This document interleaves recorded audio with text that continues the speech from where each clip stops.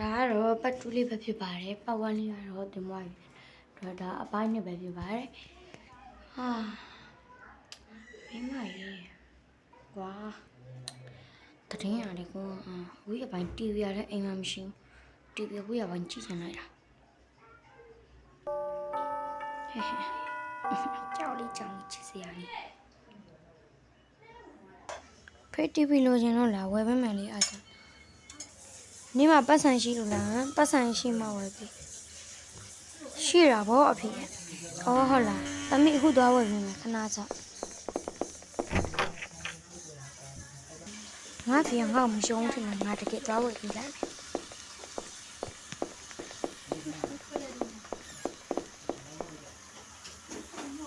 ယ်လိုဒယ်လီပါလီတမကျွန်တော်သမီးကို TV တစ်လုံးလောက်အေးရမယ်သမီးအိမ်ရမဘလောက်လဲ405ပါโอเคဦးလေးလာပို့လိုက်မယ်နော်ဟုတ်ကဲ့သမီးငါဖေငါ့မရှုံးတကယ်ရှိပါတယ်ဆိုတော့မဆန်လူလက်တွေ့ပြရအောင်ဒီမှာထိုင်ဆောင်နေမယ်ရော့ချင်းမင်းတို့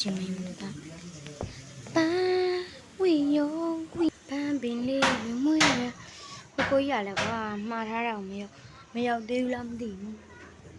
ဒီလိုမျိုးအတန်လေးတွေဘာဆုံးကြနေရအတွက်တောင်းမှန်ပါပဲပေါ့နော်ဒါအပြင်မှာစောင့်နေရဖြစ်တဲ့အတွက်အဆောင်ထဲမှာစောင့်နေရဖြစ်တဲ့အတွက်နားကြီးလဲတောင်းမှန်ပါရဲ့ကြားလိုက်တာမလာသေးဘူးလားမသိဘူးအကိုဟဲ့မအကိုလာမသိအော်ဟုတ်တယ်အကိုကျမအောင်အဲ့ဒါပေါ့နော် surprise ပါဘဒူးလဲတတာသွားညီမလေး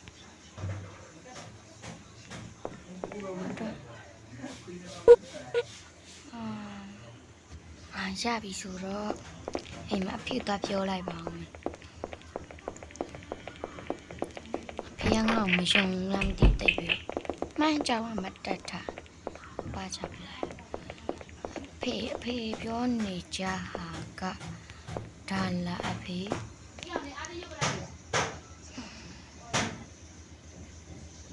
ဒီမှာအဖေလိုချင်တာရော့အဖေဟုတ်တယ်ငါသမီးလေးကတကယ်ဝယ်ပြီးတာချစ်သွားပြီးအဖေယုံမိမလားလာပူစီစောကြရအောင်